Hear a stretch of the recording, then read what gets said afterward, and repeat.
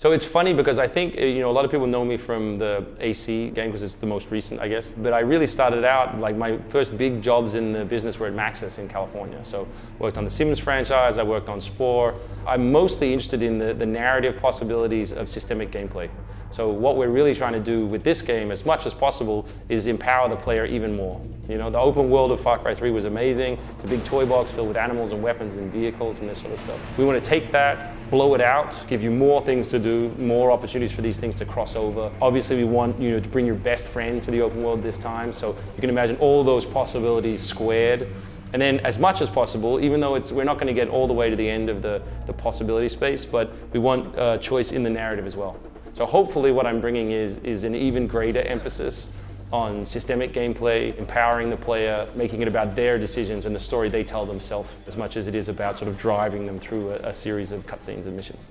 The fun part of Far Cry 4 is it's mostly the same team working on Far Cry 4, and they know every department has a laundry list. It's a great game, but everybody has a laundry list of things they weren't happy with. Even just with vehicles, we now have airborne vehicles, we have driving and shooting, we have all these little touches. The AI can now climb, big cats can leap up onto buildings with you and pursue you. In the greater sense, I think there's a whole sense of cohesiveness that we can improve on, and hopefully we have. Where, why are these characters living in this world? Where do they live? Why are they here? Can I watch them doing what they're doing?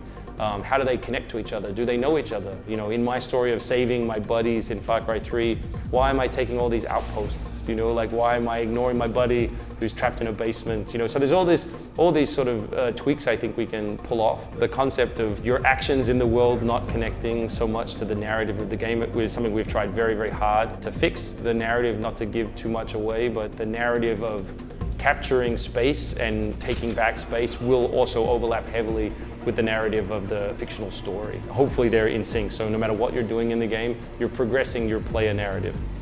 The biggest argument, and it wasn't even an argument, it's just because everyone wants the game to be amazing. You don't have arguments which are like, you're wrong, that's crazy. You just have an argument like, I honestly believe this is a better answer for the game that we're making. And so for a while, it was Pat on one side and me on the other and Mark in the middle. And then sometimes we'd flip. We had weird, like, Earth 2 days where Pat would come in and say, I thought about your unified co-op thing and we really should do it. And I was like, I just thought we should give up. When we started the project, we had an idea for a co-op mode that sat next to the main campaign that you could also play whenever you want, and it would be 8 hours of content and all that sort of stuff.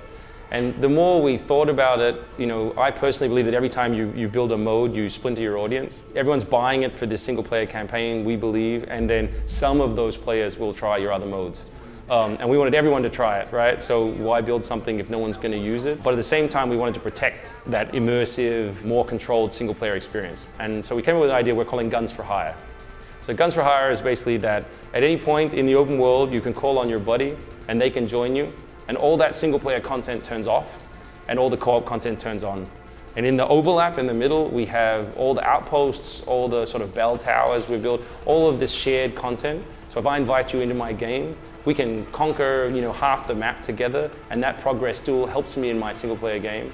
And you will take back all the XP, all the unlocks you've earned, all the ammo, all the the money back to your single player game. But you still have that immersive narrative. We know, for example, as soon as another player's in the world, plenty of players skip cutscenes already, and as soon as some other player's there, they skip all of them. Do you feel like you learned a lot of co-op lessons working on Army of Two, 40th Day?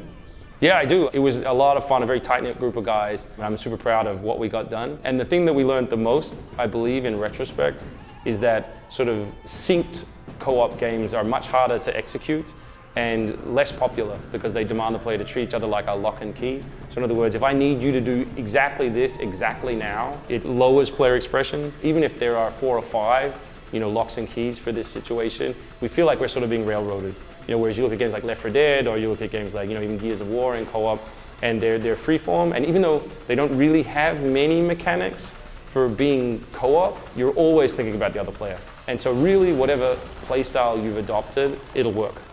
So what's been the most challenging part of the development so far? Dan Hay. Is he in here? No, thank God. He looks, damn it, yeah, it's all right, he's old. What I'm finding the most challenging, not to be personal for like 5 minutes, but most challenging for me is real life has become challenging in terms of game development. We're all getting older. When I got in the biz, it was like 23. No one even had girlfriends, let alone wives and children. can't work 80 hours a week with a child. They get angry. They starve. So Far Cry 4 is disappointing. It's because of your child. Yes, it's Casper Hutchinson's fault. No, it's most challenging. That really is the most challenging thing. I think most challenging is getting up to speed fast enough to keep pace with the team. You know, whenever you join a project where everyone made the last one, there's a shorthand, there's an understanding of problems. It's very tricky to navigate that as a new person in a senior role without upsetting it, but at the same time being able to challenge people and say, well, 90% of this sounds fantastic, but I still don't understand this last 10%. You know, so am I asking the wrong question, or should we turn this rock over and, you know, go back and figure out if maybe there's a different answer or a better answer. So the guys have been super generous with their time, and you know, now it's the same. You know, I think what I'm most excited about at this point is once we get it out there, if we've done our job properly and all of the tools do fit together systemically and you can chain them and interact with them, and then all of that fits together with your best friend, then I'm really looking forward to the online videos. You know, we've seen some funny stuff. Dan's probably talked about already about like people torturing turtles in bizarre ways in Far Cry 3. So I shudder to think what will happen to elephants with 2 players and all the tools we have. But you know, it's seeing people create fun in your toy box in ways you didn't expect. That's really rewarding.